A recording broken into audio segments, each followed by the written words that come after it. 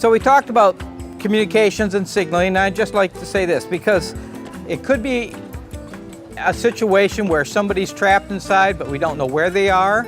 It could be a situation where you can go to your car, you can get your bag, get hunkered down, and you want to find other members of your community, of your business, of your family.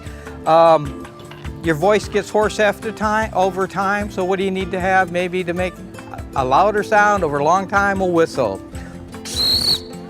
Doesn't take much, it's easy to do, but knowing where it is and having it available can make a difference that way. At nighttime or even in a darkened room, having a light stick, they're simple, they're inexpensive, you can break it, open it up, take it out of the bag, there's no batteries to wear out, it'll show your location. It's also something you can signal with, you can move it, you can draw attention to yourself. Another consideration might be a flashlight. So you put a flashlight in your bag for that emergency period. What happens when you go take your flashlight out to use it after the last year of sitting there? The batteries are dead. What I really love about this little device is that it has a hand crank on it. Some of them you can get with solar connections, but you know, that's during the day and you have to have time to do it. This is a charge immediately. That's really cool. Again, for signaling, it can show your location, you can help someone find you, or you can connect with others. The flashlight is pretty good. You can have a radio to see what's going on with the news, which might be of interest in you.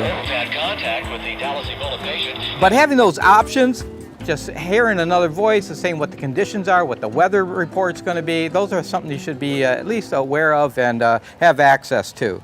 What's nice about this, it doesn't only charge the battery inside, but it can charge up your cell phone. You can plug it in right into your cell phone. And now just with a hand crank, you can charge up your cell phone. You may not need to use your cell phone for many things. Maybe you can't use it as a phone, but it can text messages. They might get out. But what about first aid?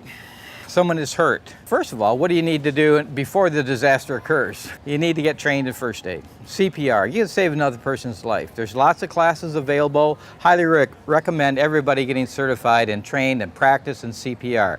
You know, saving somebody's life from a heart attack, or if they have stopped breathing in some way. Electrical shock might be a consideration in an earthquake too, as well as, you know, the physical trauma or the emotional trauma of the earthquake.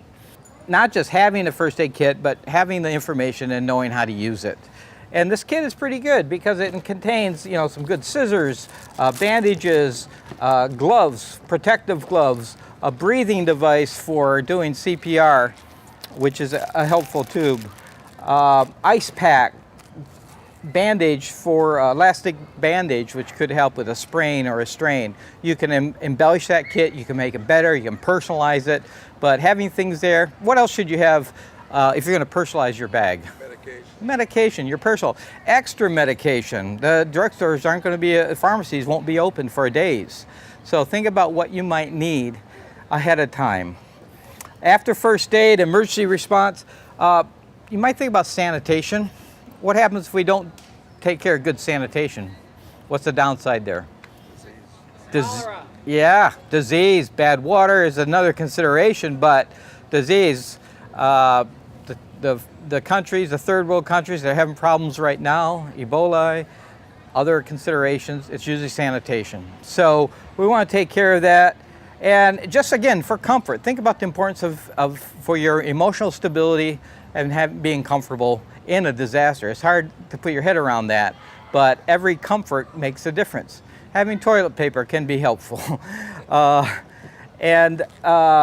Just being able to brush your teeth or to shave, if that's something that you do regularly, doing in your habits is really something to be considerate about. And so being prepared and think about this, we're talking about being in a store, being trapped here, if you will, but if you're on the road in your vehicle, that vehicle becomes your survival shelter for that period of time, but you might need to get out of that vehicle.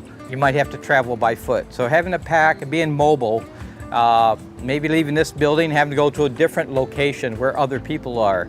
So having your own supplies with you, I think is really important.